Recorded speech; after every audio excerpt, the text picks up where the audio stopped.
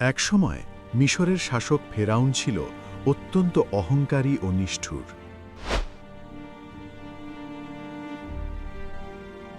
সে নিজেকে মানুষের প্রভু বলে দাবি করত।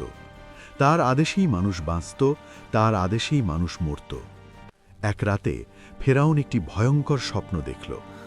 স্বপ্নে সে দেখল বনি ইসরায়েলদের দিক থেকে একটি আগুন বের হয়ে আসছে, আর সেই আগুন তার প্রাসাদ, তার সেনাবাহিনী, তার সিংহাসন সবকিছু গ্রাস করে ফেলছে।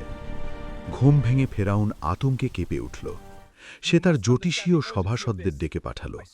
তারা তাকে বলল, বনি ইসরায়েলদের মধ্য থেকে জন্ম নেওয়া একটি পুত্র সন্তান একদিন তোমার রাজত্ব ধ্বংস করে দেবে। এই কথা শুনে ফেরাউন ভয় ও ক্রোধে অন্ধ হয়ে গেল। নিজের ক্ষমতা টিকিয়ে রাখতে সে নির্মম এক আদেশ জারি করল।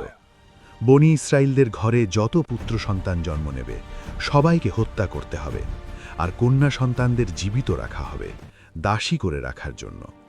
মিশরের বাতাস ভারী হয়ে উঠল। ঘরে ঘরে কান্না। মায়ের বুক থেকে ছিনিয়ে নেওয়া হলো নবজাতক। চারদিকে শুধু ভয় আর আহাজারি। ঠিক সেই ভয়াবহ সময়ে এক ঘরে জন্ম নিল এক শিশু, মূসা আলাইহি ওয়াসাল্লাম। মূসা আলাইহি ওয়াসাল্লামের মা প্রতিটি মুহূর্ত কাটাতেন আতঙ্কে। তিনি জানতেন, যদি সৈন্যদের চোখে পড়ে যায় তার সন্তানকে হত্যা করা হবে। তিনি শিশুটিকে গোপনে লুকিয়ে রাখলেন, নীরবে দুধ পান করালেন। কিন্তু দিন যত যেতে লাগল, ভয় ততই বাড়তে লাগল। ঠিক তখনই আল্লাহ তার অন্তরে ওহী দিলেন, শিশুটিকে দুধ পান করাও, আর যখন ভয় করবে তাকে একটি সিন্দুকে রেখে নদের পানিতে ভাসিয়ে দাও। ভয় করো না, দুঃখ করো না, আমি তাকে তোমার কাছেই ফিরিয়ে দেব এবং তাকে একজন রাসূল বানাবো। একজন মায়ের জন্য এর চেয়ে কঠিন আদেশ আর কিছু হতে পারে না। তবুও আল্লাহর উপর ভরসা করে কাঁপা হাতে তিনি শিশুটিকে একটি সিন্দুকে শুইয়ে দিলেন। চোখ বেয়ে অশ্রু ঝরছিল, হৃদয় ভেঙে যাচ্ছিল। তবুও তিনি সিন্দুকটি নদের পানিতে ভাসিয়ে দিলেন। নদের স্রোত ধীরে ধীরে সিন্দুকটিকে বয়ে নিয়ে চলল।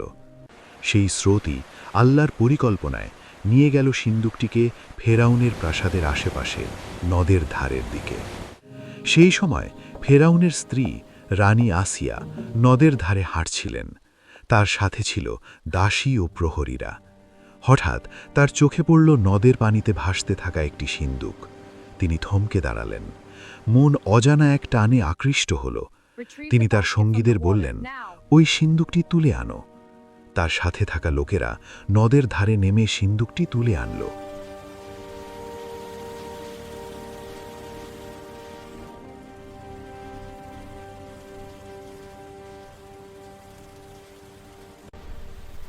এবং খুলে দেখল,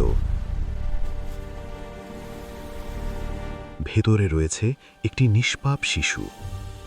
শিশুটির দিকে তাকিয়েই রানী আসিয়ার হৃদয়ে গলে গেল। তিনি বুঝলেন এই শিশু সাধারণ নয়। যখন ফেরাউন তাকে হত্যা করতে চাইল, This is one of the Hebrew children!